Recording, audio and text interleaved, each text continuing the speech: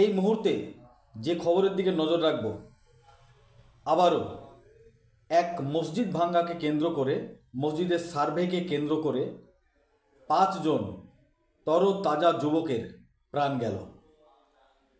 নিজের ধর্মের মন্দির, নিজের ধর্মের মসজিদকে বাঁচাতে গিয়ে 5 জন মানুষ প্রাণ হারালেন।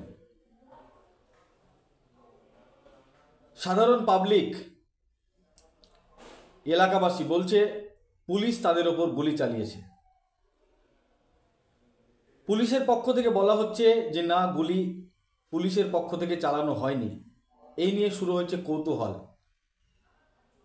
তবে এই মসজিদ ভাঙ্গা, মন্দির ভাঙ্গা, এই নিয়ে এই ঘটনা কতদিন চলতে থাকবে প্রশ্ন জাগছে সবার কাছে। এই হিংসায় যে 5 জন ব্যক্তি মারা গেল, তাদের পরিবার তো এখন বিপদের মধ্যে পড়ে গেল। যারা নিহত হলেন তারা কোনো না কোনো এক পরিবারের ভবিষ্যতের সাহারা হতো।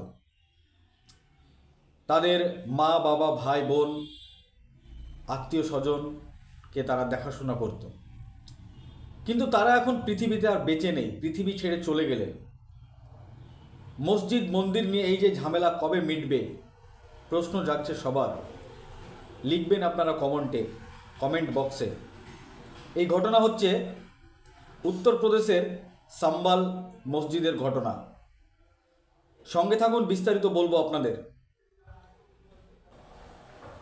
ওদিকে মসজিদ কমিটির সভাপতি তথা তিনি একজন কোর্টের আইনজীবী, তার নাম জাফর আলী।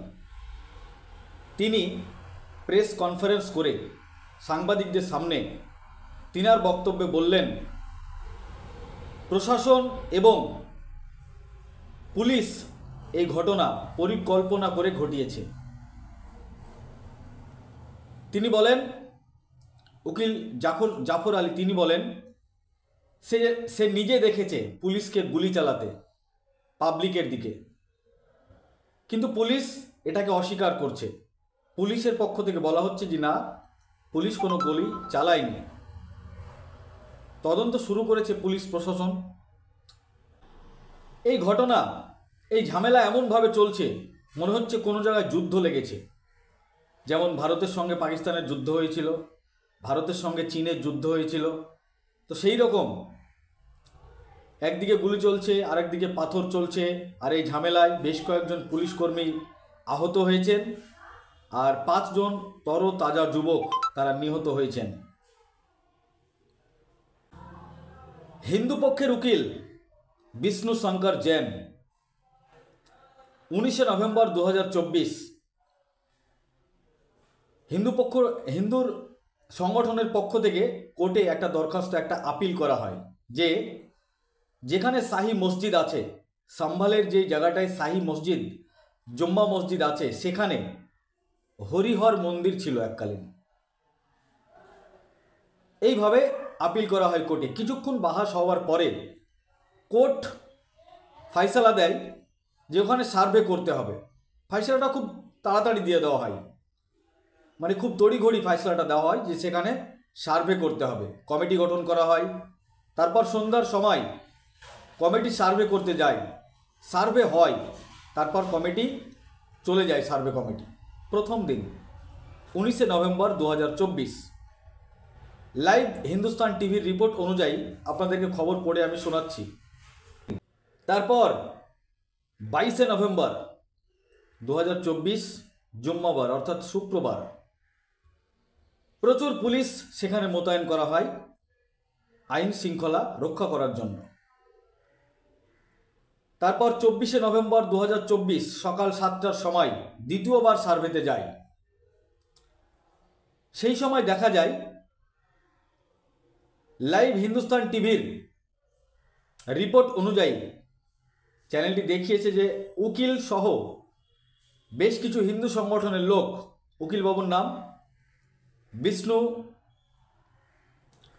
নারা দিতে থাকে, ধার্মিক নারা দিয়ে সার্ভে টিমের সঙ্গে পাড়ার শহরের মধ্যে প্রবেশ করে। পুলিশ বাইরে পাহারা দেয়, এবং যারা সার্ভে টিমের যে সমস্ত আধিকারিকরা ছিল তারা ভিতরে যায়। সার্ভে শুরু হয়, ঠিক তখনই শুরু হয় ঝামেলা। তখনই সম্ভবত কেউ বা কারা সম্ভবত এটা প্রচার করে দেয় যে মসজিদ ভাঙ্গা হচ্ছে, মসজিদের ভিতরে খনন করা হচ্ছে। ঠিক তখনই একটা বিশাল আকারের ভিড় জমায়েত হয়ে যায় মসজিদের পাশে। আইন শৃঙ্খলা রক্ষা করার জন্য শুরু হয় লাঠিচার্জ পুলিশের পক্ষ থেকে। তারপর পাবলিকের পক্ষ থেকে শুরু হয় পাথর চালানোর কাজ, পাথরবাজি, যেটা জম্মু কাশ্মীরে আগে আমরা শুনতাম যে জম্মু কাশ্মীরে ঘন ঘন পাথরবাজি চলছে, সেটা এবার উত্তরপ্রদেশে শুরু হয়েছে। ওদিক থেকে চলে পাথর, এদিক থেকেও চলে পাথর, পুলিশের লাঠিচার্জ। তারপর পরপর 5 জন তরতাজা যুবক পুলিশের গুলিতে নিহত হয়। এমনই দাবি করছেন মসজিদ কমিটির উকিল এবং পাবলিকরা এটাই বলছে যে পুলিশের গুলিতে নিহত হয়েছেন এই 5 জন যুবক। পুলিশের পক্ষ থেকে বলা হয়েছে পুলিশের গুলিতে ওরা 5 জন নিহত হয়নি, অন্য কেউ গুলি চালিয়েছে, কেউ ষড়যন্ত্র করেছে। দুই পক্ষের বয়ান শোনাবো আপনাদের। কে কি বলেছেন, পুলিশের পক্ষ থেকে কি বলা হয়েছে, পাবলিকের পক্ষ থেকে কি বলা হয়েছে, এবং ওখানকার এমপি তিনিও সাংবাদিক সম্মেলন করেছেন, তিনি কি বলেছেন তার বক্তব্য শোনাবো আপনাদের। দেখতে থাকুন আখেরিগঞ্জ নিউজ। এবিপি নিউজ সূত্র, এবিপি নিউজ সূত্র, আজ তাক নিউজ সূত্র, লাইভ হিন্দুস্তান টিভি নিউজ। এই চ্যানেলের খবর অনুযায়ী আপনাদেরকে বাংলা করে আমি পড়ে শোনালাম। এবিপি নিউজ, যেটা ভারতবর্ষের 1 নম্বর নিউজ, তিনি যারা নিহত হয়েছেন তাদের পরিবারের সঙ্গে কথা বলেছেন, তাদের বক্তব্যও একটু করে আমি শোনাবো আপনাদের। আপনারা জানেন এবিপি নিউজ ভারতবর্ষের 1 নম্বর নিউজ চ্যানেল। তেনারা সব জায়গায় খবর সম্প্রচার করে, সঠিক তথ্য তুলে ধরার চেষ্টা করে। এবিপি নিউজ, আজ তাক নিউজ এবং লাইভ হিন্দুস্তান নিউজ। পাবলিকের পক্ষ থেকে বলা হয় যে পুলিশ গুলি চালিয়েছে, পুলিশের পক্ষ থেকে বলা হয়েছে যে না, আমরা গুলি চালাইনি, পুলিশের পক্ষ থেকে গুলি চালানো হয়নি, অন্য কেউ চালিয়েছে। ঘটনার তদন্তে উচ্চ পদস্থ আধিকারিকরা নেমেছে। আপাতত এলাকায় শান্তি বহাল হয়েছে, দোকানপাট খুলেছে। এবিপি নিউজের রিপোর্ট অনুযায়ী আপাতত এলাকায় শান্তি। এই ভিডিওটি যারা দেখছেন চ্যানেলটি লাইক করবেন, শেয়ার করবেন, আর আমার চ্যানেলটিকে ফলো করবেন, সাবস্ক্রাইব করবেন, ভিডিওটি সবাই শেয়ার করবেন। আই লাভ মাই ইন্ডিয়া, মেরা ভারত মহান। জয় হিন্দ। থ্যাংক ইউ দোস্ত। কিন্তু এখন প্রশ্ন হচ্ছে কতদিন চলবে এই ঝামেলা? মাঝে মধ্যেই শোনা যাচ্ছে মসজিদ ভাঙতে হবে, এই মসজিদের নিচে অমুক মন্দির ছিল, সেই মসজিদের নিচে অমুক মন্দির ছিল। এটা যে কবে থামবে এর জবাব হয়তো সময় দেবে। তা আমি বলবো সবাইকে, আমার এই ভিডিওটি যারা দেখছেন সবাই শান্তি শৃঙ্খলা বজায় রেখে চলবেন। কোনো যদি অপ্রীতিকর ঘটনা ঘটে সঙ্গে সঙ্গে পুলিশের সঙ্গে যোগাযোগ করবেন।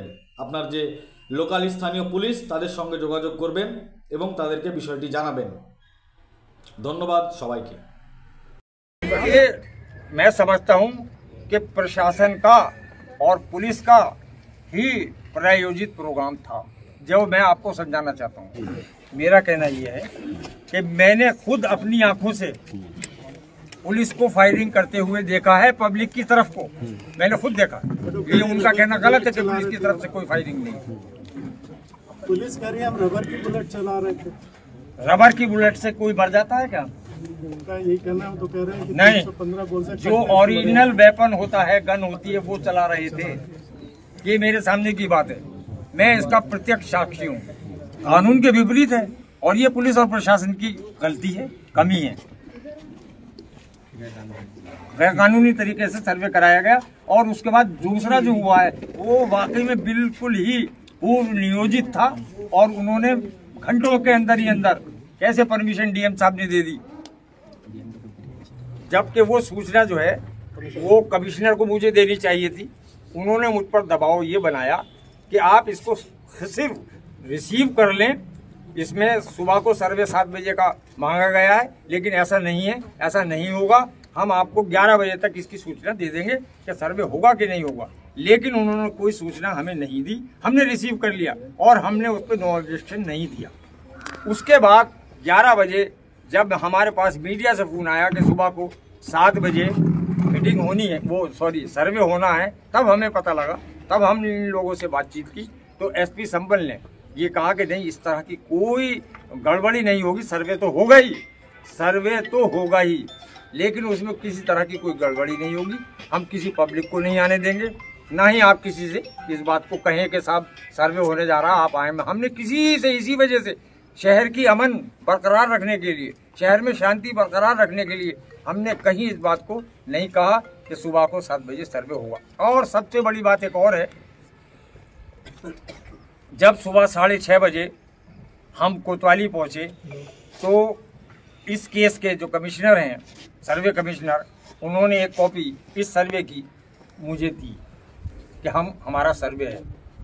तो मैं उस पर मैंने आपत्ति दर्ज की, लेकिन एसडीएम संबल ने वो कागज फौरन मुझसे ले लिया कि नहीं, जब हमने रात आपको सूचना दे दी है तो अब दूसरी बार नहीं दी जाए। ये कोतवाली के दफ्तर की बात है जहां इंस्पेक्टर महोदय बैठते हैं। तो इसमें किसकी साजिश लग रही है? क्यों उन्होंने मेरे हाथ में से कागज लिया? मैं उस पर no objection objection strongly oppose लिख रहा था, वो उन्होंने खींच लिया और कहा नहीं, सर्वे तो होगा। जब हमने रात आपको इतला दे दी थी सर्वे तो अब होगा। वो लोग भी आ चुके थे उस टाइम, दिल्ली जैन साहब आ चुके थे, जो इसमें वकील साहब हैं, कोर्ट कमिश्नर भी आ चुके थे और सब लोग आ चुके थे।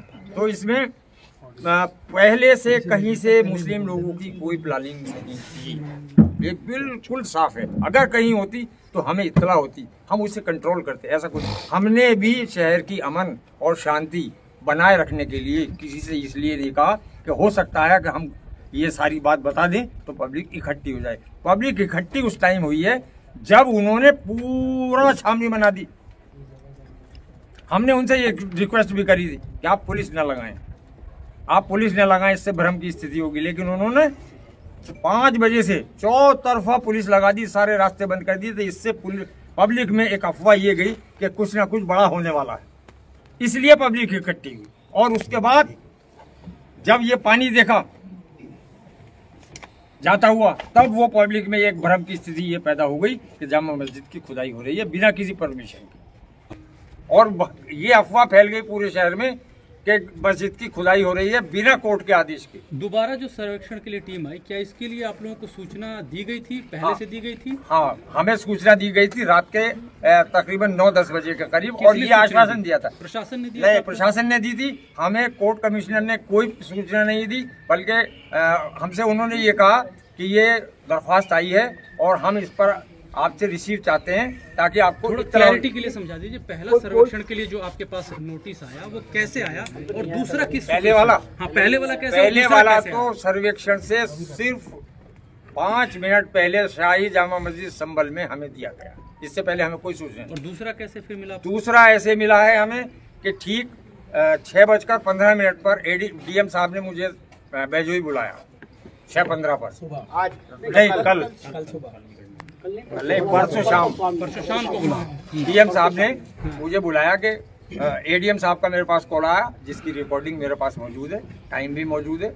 ये मैं समझता हूँ कि प्रशासन का और पुलिस का ही प्रायोजित प्रोग्राम था, जो मैं आपको समझाना चाहता हूँ। शाम 6:15 बजे के आसपास मेरे पास फोन आया एडीएम संबल का कि आपसे डीएम साहब मिलना चाहते हैं बैजोई में। तो मैंने उनसे कहा कि मैं अस्वस्थ हूँ, मेरी तबीयत ठीक नहीं, मैं नहीं आ सकता। उसके 8 बजे 7:30 बजे एसडीएम संबल का फोन आया कि मैं आपसे मिलना चाहती हूँ।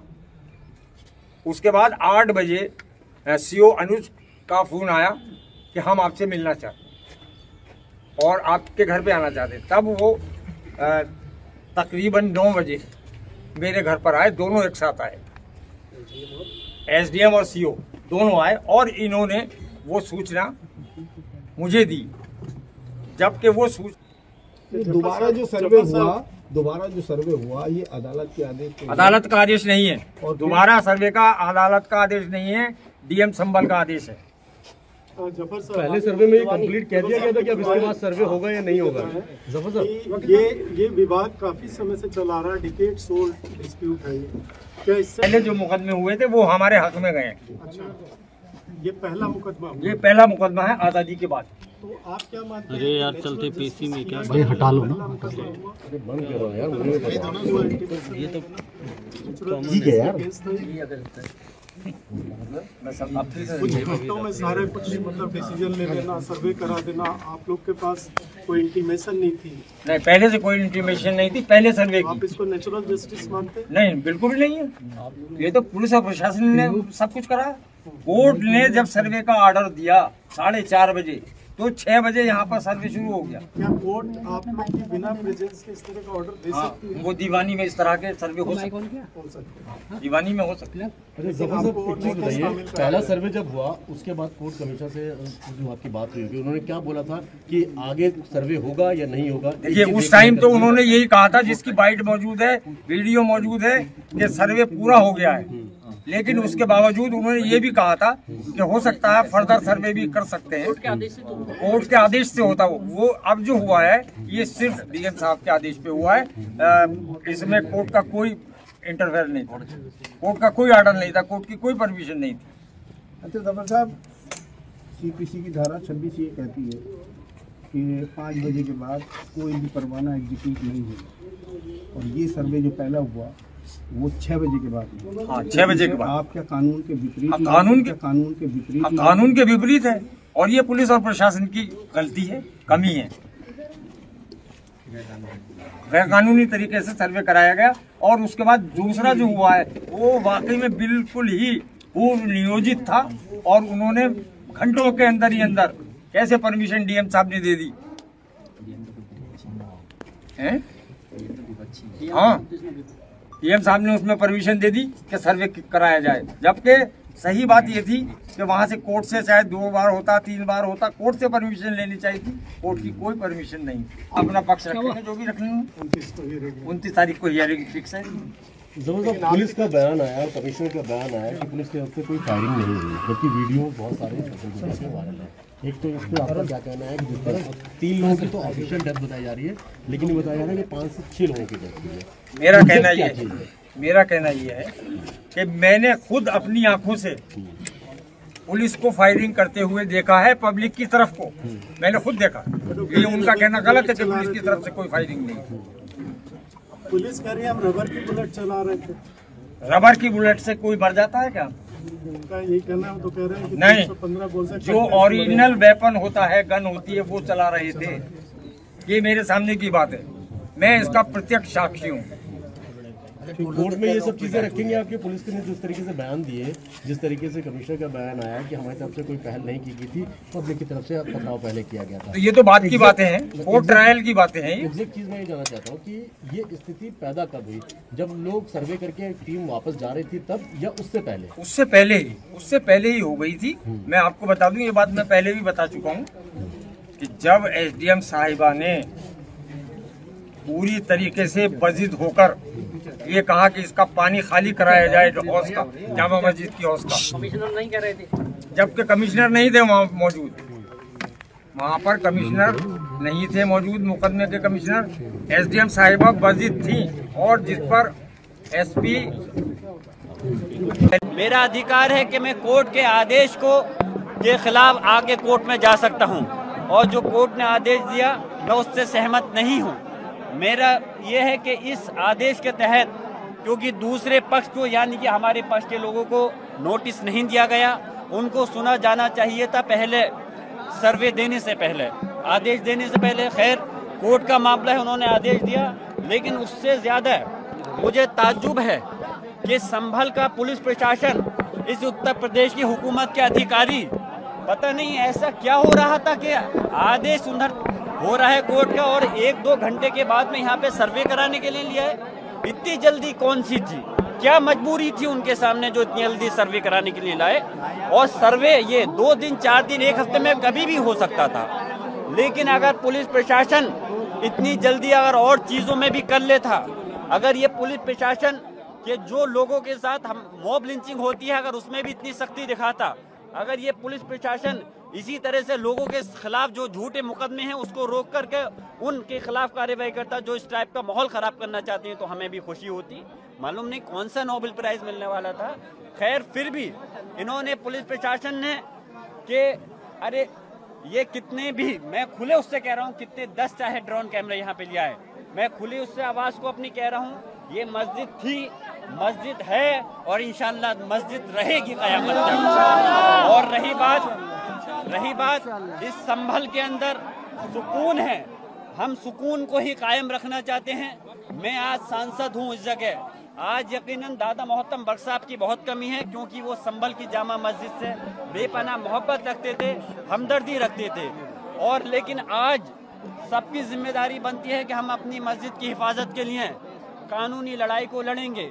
प्लेस ऑफ वर्शिप एक्ट जो कि पार्लियामेंट ने बनाया था, मैं पूछना चाहता हूं कि संविधान, ये प्रदेश और देश किसी की भावना से नहीं चलेगा, ये देश संविधान से चलेगा, ये देश कानून से चलेगा। हमारी पार्लियामेंट ने प्लेस ऑफ वर्शिप एक्ट बनाया था, उसके अंदर सीधे सीधे ये है कि जो 15 अगस्त 1947 से पहले जो भी धार्मिक स्थल अपनी जगह है वो अपनी जगह रहेंगी। उसकी धारा 2 कहती है, प्लेस ऑफ वर्शिप एक्ट की धारा 2 कहती है कि अगर कोई केस अगर किसी धार्मिक स्थल के खिलाफ है और अगर वो केस अदालतों के अंदर है जो 1947 15 अगस्त से पहले धार्मिक स्थल है, तो उस केस को, उन पेंडिंग केसों को बंद कर दिया जाएगा। प्लेस ऑफ वर्शिप एक्ट की धारा 3 कहती है कि किसी भी प्रकार के किसी भी धार्मिक स्थल को दूसरी धार्मिक स्थल में नहीं बदला जाएगा। प्लेस ऑफ वर्शिप एक्ट की धारा 5 कहती है कि जो बाबरी मस्जिद को छोड़ करके हर धार्मिक स्थल पे ये लागू होगा। तो मैं पूछना चाहता हूँ, क्या सुप्रीम कोर्ट का जो बनाया हुआ कानून है उसको मान्य, सुप्रीम कोर्ट ने पार्लियामेंट का बनाया हुआ जो कानून है उसको सभी लोगों को मानना पड़ेगा, चाहे पुलिस प्रशासन हो या कोर्ट हो, उस कानून को मानना है। पुलिस प्रशासन का मकसद है कि अगर कोई गलत करे तो उसको के खिलाफ मुकदमा रखना, न्यायालय का काम है। अगर कोई गलत करता है उसके खिलाफ मुकदमा होता है तो उसके खिलाफ कार्रवाई करना, उसको सजा देना। लेकिन जो कानून बना हुआ है उसके खिलाफ आप कैसे कर सकते हो? हमारी मस्जिद को ये 2, 4, 5, 10 साल पुरानी नहीं है। इसको जो ये कहा जा रहा है कि बाबर ने किसी धार्मिक स्थल को उनको तोड़ करके बनवाया, अरे ये धार्मिक स्थल, ये मस्जिद पहले से किसी को तोड़ के नहीं बनाई गई।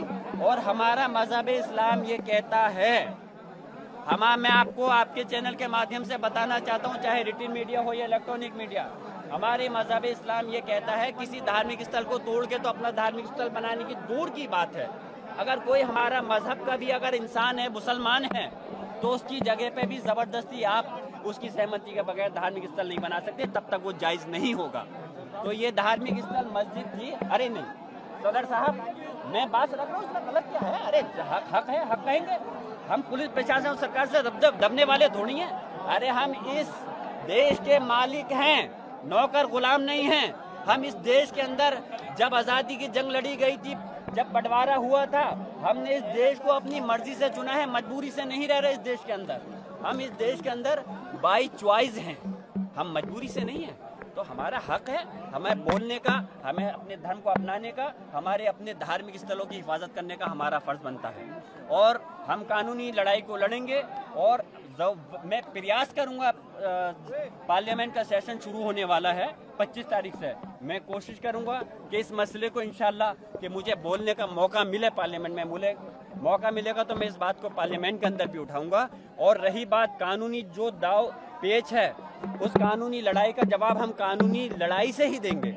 हम यहाँ कोई संभल की सरजमी पर कोई हम लड़ाई जंग नहीं करना चाहते, न किसी दूसरे धार्मिक लोगों से, ना ही पुलिस प्रशासन के लोगों से। लेकिन हम ये चाहते हैं, क्योंकि रही बात जहाँ तक धर्म की बात है, मैं कह रहा हूँ, मुझे जो वोट दिया है, मुसलमानों के साथ दूसरे धर्म के लोगों ने वोट दिया है, मैं उनका भी सम्मान करता हूँ। लेकिन उनका सम्मान भी करता हूँ, उनका काम भी करता हूँ, और उनको हक और इंसाफ के लिए राजनीतिक तकाजे से, जिस कुर्सी पे मैं बैठा हूँ उससे भी, और मजहबी तकाजे से भी मैं मुसलमान और हिंदू समाज के लोगों के जायज़ काम को करूँगा।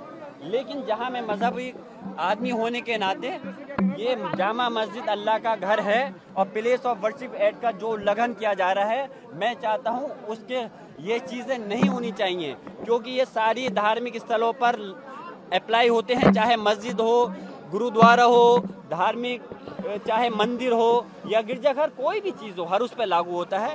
तो सिर्फ बाबरी मस्जिद को छोड़ करके प्लेस ऑफ वर्शिप एक्ट में था, सारे धार्मिक स्थल जो 15 अगस्त 1940 से पहले हैं वो अपनी जगह रहेंगे, उनकी जगह पर कोई दूसरा नया रूप या दूसरा धार्मिक स्थल नहीं बनाया जाएगा। मैं फिर से आप सब लोगों से ये कहता हूँ कि आप लोग भी मीडिया के लोग हैं, आप लोग इस देश का चौथा पिलर कहलाते हैं, आप लोग भी हक और इंसाफ और सच्ची आवाज़ को दिखाइए कि किस प्रकार यहाँ पे संविधान के गला घोटा जा रहा है, किस प्रकार संविधान की धज्जियाँ उड़ाई जा रही हैं।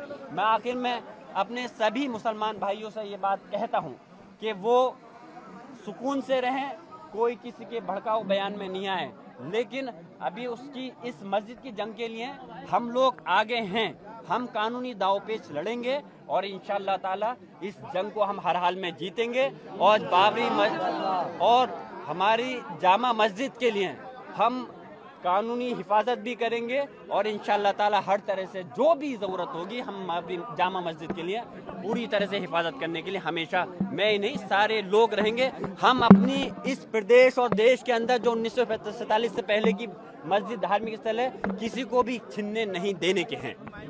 जो जामा मस्जिद के सदर जफर अली साहब का एक भ्रामक बयान आया, उन्होंने पूरा डिटेलिंग उनके बयान की हो रही है, लेकिन मुख्य बिंदु जिसमें उन्होंने सबको कंफ्यूज किया और अभी भी उन्होंने हमें कहा कि जब लोगों ने मुझे कहा कि आप प्रशासन और पुलिस से मिले हुए हैं इसलिए मुझे ये बयान देना पड़ा।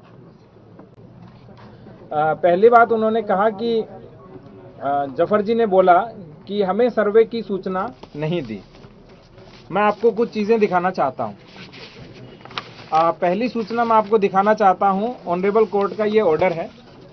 जैसे ही ये कोर्ट का ऑर्डर आया, इस कोर्ट के ऑर्डर के बाद 2:30 हाँ, जो कोर्ट का ऑर्डर आया वो 2:38 पे आया और इसके लगभग आधे घंटे के बाद वो लोग हमारे पास आए और फिर 5 बजे से पहले हम कोतवाली आए और 5 से 5:30 के बीच हम जामा मस्जिद पहुंचे।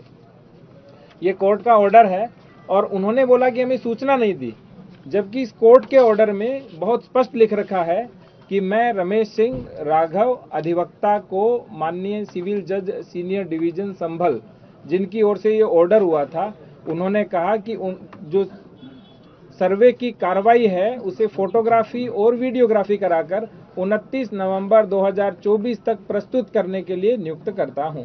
और अंत में उन्होंने लिखा कि मैं सभी पक्षकारों को सूचित करता हूं कि सर्वे की शेष कार्रवाई करने हेतु 24 नवंबर 2024 को प्रातःकाल 7 बजे से 11 बजे तक का समय निर्धारित किया जाता है।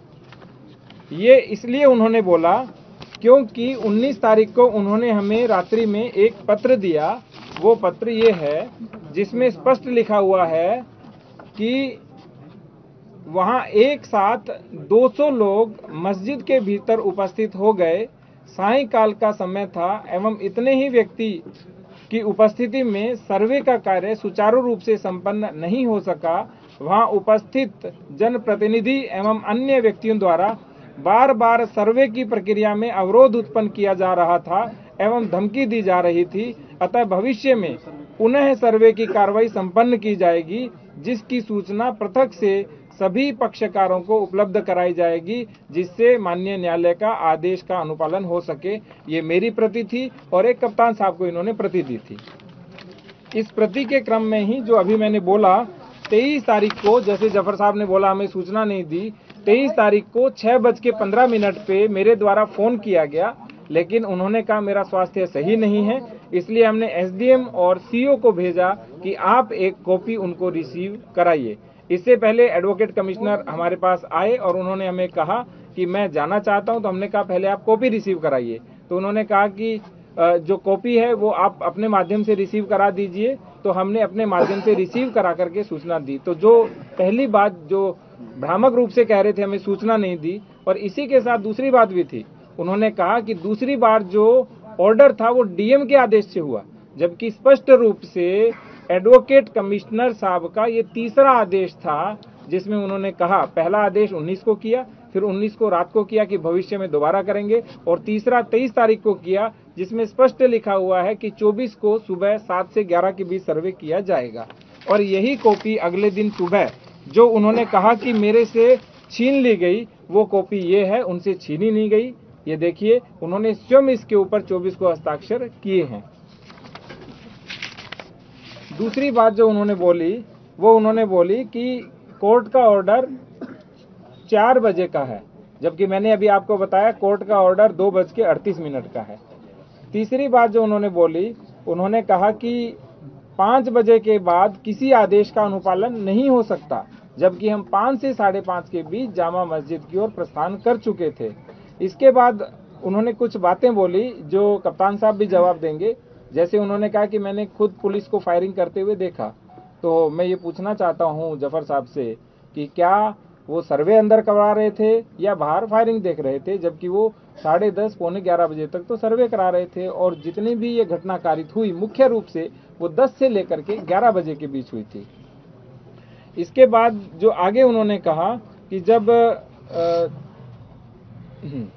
उन्होंने जफर साहब ने कहा कि पुलिस असली हथियार चला रही थी अपने, फिर दोबारा उन्होंने कहा पुलिस तमंचे चला रही थी।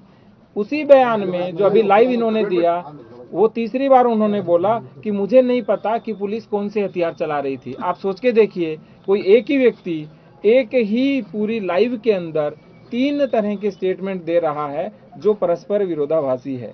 आगे इनके द्वारा जो सबसे बड़ा भ्रम फैलाया गया जनता के मध्य, वो ये है, इन्होंने कहा कि वजू टैंक का पानी खाली कराया गया और वजू टैंक को नापना चाह रहे थे, जबकि वजू टैंक की केवल फोटोग्राफी और वीडियोग्राफी होनी थी, इसलिए वजू टैंक का पानी खाली कराया गया।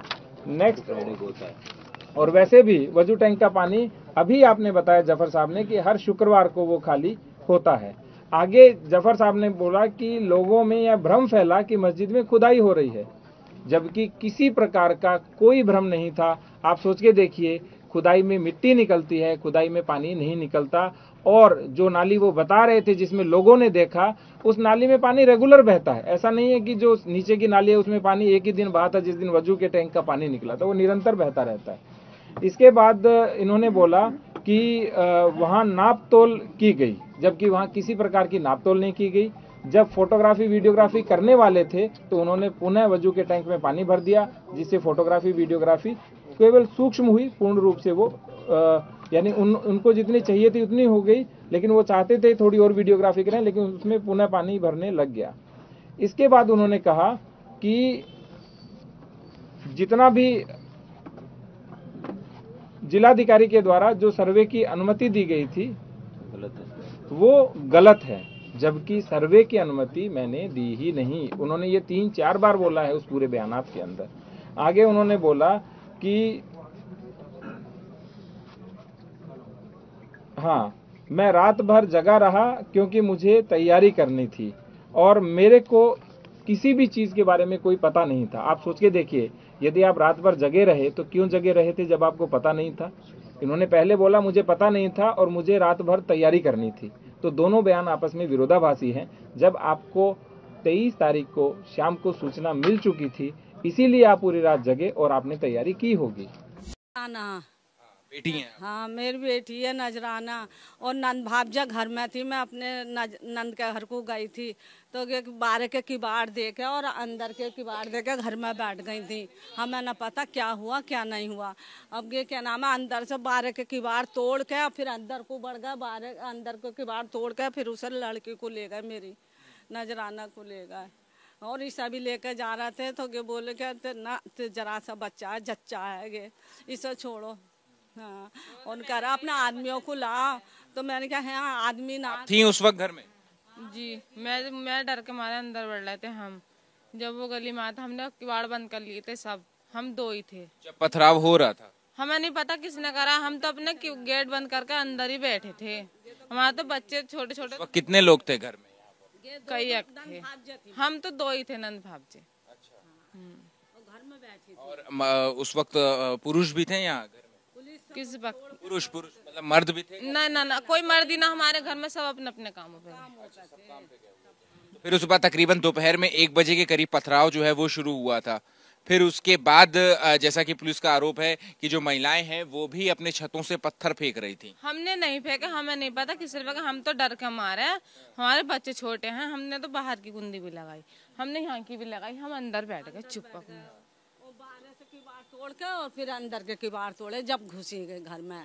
हाँ, और आप वहां पर मौके पर चुकी थी इसलिए मैं आप चश्मदीद हैं। मैंने कमिश्नर से भी बात करी, कमिश्नर का भी यही कहना था कि जो महिलाएं थीं वो पत्थर चला रही थीं, इस वजह से उन्हें जो है वो हिरासत। नहीं, हमने बिल्कुल नहीं चला, हम तो अपने दरवाजे पे भी नहीं गए। तो क्या देखा आपने, क्या देखा दोपहर की अगर हम बात करें तो दोपहर में आपने क्या देखा, क्या हुआ? हम तो अपने अंदर थे, अपने बच्चों को लेकर, इतने छोटे को लेकर हम कहाँ जाएंगे बताओ, पत्थरों में हम क्यों जाएंगे, हमें अभी तो छोटा बच्चा। फिर उसके बाद पुलिस जो है वो कब आई और कैसे उठा करके ले गई आपकी भाभी? भाभी ना नंद मेरी, वो आई, हम तो अपने अंदर, हमें तो डर लग रहा था, हम 2 ही थे घर में, घर के अंदर, हमने तो अपने यहाँ के भी किवाड़, यहाँ के भी, ये वाले भी, हम यहाँ पे भी किवाड़ लगा ली कुंडी हमने, उन्होंने धक्का मारे तोड़े किवाड़, है ना, तो हमारे घर में बढ़ गई, हमारे यहाँ पे भी ये भी तोड़ा और ये भी तोड़ी, नल भी तोड़ा और ये भी धक्का मारा, आना खोलो, लाओ आदमियों को गाली, मतलब गाली देके, क्या कह रहे थे?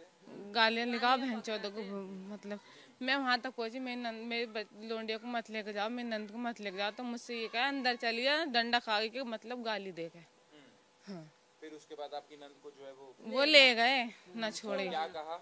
क्यों ले जाते वक्त क्यों कुछ बताया होगा ना कि क्यों हम लेकर के जा रहे हैं, क्यों हिरासत में ले? हम तो 2 ही, हमने कहा कि पत्थर मार रहे थे। नहीं, हमने वो कह रहा पत्थर होंगे, नहीं हमने न मारे भैया पत्थर, हम तो अपने अंदर ही बैठे, 2 जना हम क्या मारेंगे, हमारा बच्चा देख लो तुम, ये गोद में था, छोटा है, हमें क्या पता, हम तो अंदर है, इतनी दूर से हम क्या देखना है यार, कोई आदमी ना कोई ना हमारे घर के अंदर, बस हम तो डर के मारे, हम तो कोई वजह नहीं बताई पुलिस ने कि वजह नहीं बताई उठाने की? आपका ये कहा आदमियों को ला, मैं आदमी ना है तो कहाँ से ला, मैं अपने कह रहे कहाँ है, मैं कह अपने अपने कामों पे गए हुए हैं, कोई आदमी ना। और फिर उसके बाद ये जो घर की मैं हालत देख रहा हूँ, ये जो तोड़ फोड़ है, ये किसने मचाई, कैसे हुआ? पुलिस वाले ही घुस गए, पुलिस वाले का अंदर जना ना था, कई एक जने थे।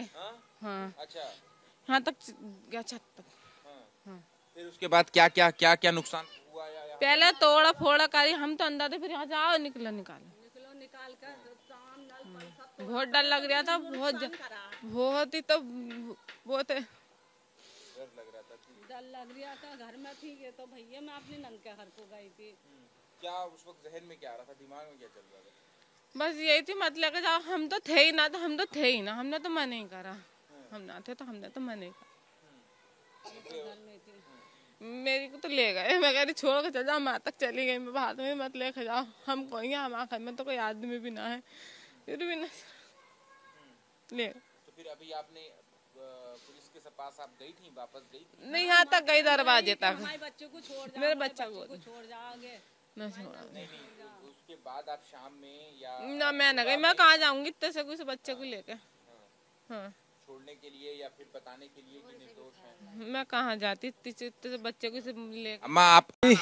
मोहम्मद अलीम, मेरा भाई सुबह दुकान पे जा रहा था, 8 साढ़े 8 बजे दुकान पे गए, उसके बाद खबर आई उनके गोली मार दी, पैसे निकालने जा रहे थे और उनके गोली मार दी। किस चीज की दुकान? सूट की मार दी, लेडीज सूट की, रेडीमेड की। कहाँ पर थी? यहाँ पर इधर सुपर मार्केट डाक खाने के पास, वहाँ गोली मार दी जा रहे थे। फिर वो जामा मस्जिद के इलाके में कैसे पहुंच गए? जामा मस्जिद का इलाका, वो उधर से आ रहे थे दुकान बंद करके, वही दुकान पैसे वैसे लेके, वापसी आ रहे थे रिक्शा में, उतरने वो भी रिक्शा वाले भाग गए, उनके भैया को गोली पड़ गई, मेरे गोली फायरिंग चला दी उन्होंने। कितनी गोली लगी? मेरे भैया की पता, 1 लगी है ना 2 लगी, पता ना मुझे अभी, मेरे भाई को पता, वो उनके साथ है। हाँ, मेरे भाई को पता है वो उनके साथ है, कितनी गोलियाँ लगी, मगर उन्हें कड़ी से सड़ी सजा होनी चाहिए, जालिमों को मारी। ये डीएसपी है, कौन है वो जिनने गोली चलवाई है? डीएसपी ने चलवाई है गोली, उसने चलवाई है, और उसे होने चाहिए, वो होने चाहिए। संभल सीओ है, संभल सीओ ने गोली की वो दी इजाजत, और 3-4 लोग मर गए, उसमें मेरा भाई भी था, मेरा भाई मर गए। हाँ, लेकिन हनीफ मतलब ऐसा पत्थर नहीं मारिया था वो, और इसके में बैठा हुआ आ रहा था, उनने गोली मार दी, बस गोली मारी है उनने। समझे, सामने से मार दी उससे गोली, सामने से। लेकिन पुलिस का तो कहना है कि जो लोग वहां पर इकट्ठा हुए थे उनका वहां पर इकट्ठा होने का कोई मकसद ही नहीं था, नमाज का टाइम नहीं था, तो फिर क्यों इकट्ठा? झूठ है, सब झूठ है, ये सब झूठ है, समझे, सब झूठ है। वो तो इसके में आ रही था घर को, समझे, गोली मार दी, समझे, बस ये हुआ। रात जो मैं माल आ रहा था दुकान पे से, तो सुबह ही माल सेट करवाने दुकान पे गए, दुकान पे माल सेट करके वो इन दोनों बात सुनी, बोले लाठी चार्ज हो गई, तो तुरंत वापसी आ रहे थे, तो भाई वो हो रही थी पत्थरबाजी, तो भगदड़ मच रही थी, तो हमारे बिलाल भाई रिक्शे में बैठे, वहाँ भी भगदड़ में ही थे। उन्होंने कौन है वो, उनने गोली का ऑर्डर दे दिया, उनने गोली चलवा दी, मेरा भैया भी मर गया उसमें, 2-3 और मर गए। पत्थरबाजी तो हो रही थी ना, आप लोगों ने भी तस्वीर? हमने नहीं करी, उन्होंने लाठी चार्ज कर दी, खड़े थे मस्जिद के पास। किसका, कहाँ से हो रही थी पत्थरबाजी, किसकी तरफ से? पत्थरबाजी किसी तरफ से नहीं हुई, पहले लाठी चार्ज करी है, पर लट्ठरबाजी नहीं हुई। उन्होंने आपस में ही, उधर से हिंदू आ गए कुछ, उन्होंने ही ना पत्थरबाजी कर दी और नाम मुसलमानों को लगा दिया, और गाड़ियों में भी आग भी पुलिस प्रशासन ने लगाई। अब अब्बा आपसे जानना चाहेंगे कि जो पुलिस से हमने बात करी, पुलिस का ये कहना था कि भीड़ इकट्ठा वहां होने का कोई मतलब ही नहीं था, भीड़ इकट्ठा हुई है वहां पर, इसका मतलब है कि वो जो है पत्थर मार रहे थे, और पुलिस ने अपने बचाव में जो है वो वहां पर कार्रवाई की। नहीं, मेरा मतलब ये, मेरा बच्चा तो मतलब अगर इसके में आ रहा था, बैठा हुआ माल पहुँचा के, मतलब अगर उस पर दुकान पे, समझे, जब आ रहा था मतलब अगर गोली मार दी उसके, समझे, ये हुआ। और क्या हुआ? अब आप क्या कहते हैं, मांग क्या करते हैं, और क्या गलत की आप बात कर रहे हैं? मैं गलत क्या कह रही हूँ, मैं सही कह रही हूँ आपको। नहीं, वही मैं कह रहा हूँ कि आपका क्या कहना है और क्या मांग कर रहे हैं? मांग कुछ नहीं है मेरी, मुझे मेरी मांग नहीं चाहिए बिल्कुल। मेरा तो बच्चा चला गया, मैं क्या मांग करूँगा? मुझे नहीं चाहिए 2 लाख 3 लाख 5 लाख, मुझे नहीं चाहिए, मेरा लगा दिया सब कुछ है, मुझे नहीं चाहिए, मगर मेरा लौटे की बदला चाहिए। कैसा बदला ये है, जिनने मारा उसको गोली मारूंगा मैं। किसने मारा? जिनने मारा। किसने मारा? किसी ने तो मारा, ये गोली मारी है, पुलिस ने तो मारी है गोली, पुलिस ने गोली मारी है ना, उन्होंने चलवाई है गोली, पुलिस ने गोली मारी है, उनसे बदला लूंगा।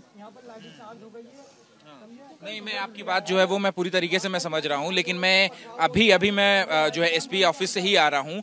वहाँ पर मुरादाबाद के कमिश्नर हैं, उन्होंने कहा कि वहाँ मस्जिद के इलाके में अदालत के आदेश पर सर्वे चल रहा था, तो वहाँ पर भीड़ इकट्ठा होने का मतलब ही नहीं था। लोग क्यों वहाँ पर इकट्ठा थे? वहाँ तो मतलब ऐसा, वो लोग तो वहाँ जाम मस्जिद पे इकट्ठे थे। ये तो मेरा बच्चा आ रहा था घर को, रिस्के में बैठा हुआ, मेरा बच्चा रिस्के में आ रहा था बैठा हुआ, इससे तो कोई मतलब ही ना था।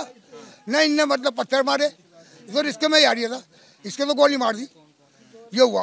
उम्र क्या थी और किस चीज की? 22 साल की थी, 22 साल की उम्र थी। अभी तो बच्चे की उम्र कितनी थी मेरी, समझे। और वहाँ पे अपनी दुकान के दुकान पे काम कर गया था, कपड़ा आया दिल्ली से, कपड़े की दुकान है। जामा मस्जिद से कितनी दूरी पर है दुकान? है कपड़े की दुकान जामा बराबर में, ये मतलब आगू चल के जरा बाजार में लगभग है। दुकान पे कितने बजे सुबह दुकान खुली है? सुबह कितने बजे दुकान खुली? वो तो 10 बजे खोलता है लौंडा मेरा जाके। दुकान 10 बजे खुलती है, रात माल आने की। और कितने बजे यहाँ घर से निकले? यहाँ से मतलब ऐसा 9:30 बजे 9 बजे गए थे करीब, बस। लेकिन आपने भी वो वीडियो देखा ना, पत्थर मारने का, लोग पत्थर मार रहे थे, उसमें जो बच्चा है वो आपका फंस गया? ना, बच्चा तो मेरा आ रहा था अलग से, मेरा बच्चा रिश्ते में बैठ के आ रहा था, वो तो गोली मारी है, जानबूझ के गोली मारी है उसके। जानबूझ के? हाँ, जानबूझ के मारी है। ऐसा क्यों कह रहे हैं आप? जानबूझ करके, टारगेट करके, ऐसा क्यों कह रहे हैं? अरे मेरे भाई, मतलब ऐसा, और रिश्ते में बैठा मारिया, गोली मार दी उसके, तो ये अब इसमें क्या हुआ बताओ? ऐसा क्यों? कोई जानबूझ करके क्यों मारेगा? क्या किसी की दुश्मनी थी? बिलाल से किसी की दुश्मनी? दुश्मनी ना, तो फिर जानबूझ करके क्यों मारेगा? भाई दुश्मनी ना थी, वो आ रही था बचाव के लिए। अरे भाई, मतलब ऐसा, पुलिस ने गोली चलाई है ना, पुलिस ने गोली चलाई है, समझे, ये पुलिस ने। देखिए, 22 साल का ये लड़का है, और ये जो है वो दुकान जो अपने घर से जो है वो निकला। आप थे वहाँ पर? हमने वीडियो देखी है। सीओ साहब ये कह रहे हैं कि बोले पहचान कर करके खींच के घरों में से मारेंगे हम। ऐसा वीडियो क्लियर आप देखो, वीडियो देखो, क्लियर वीडियो बिल्कुल।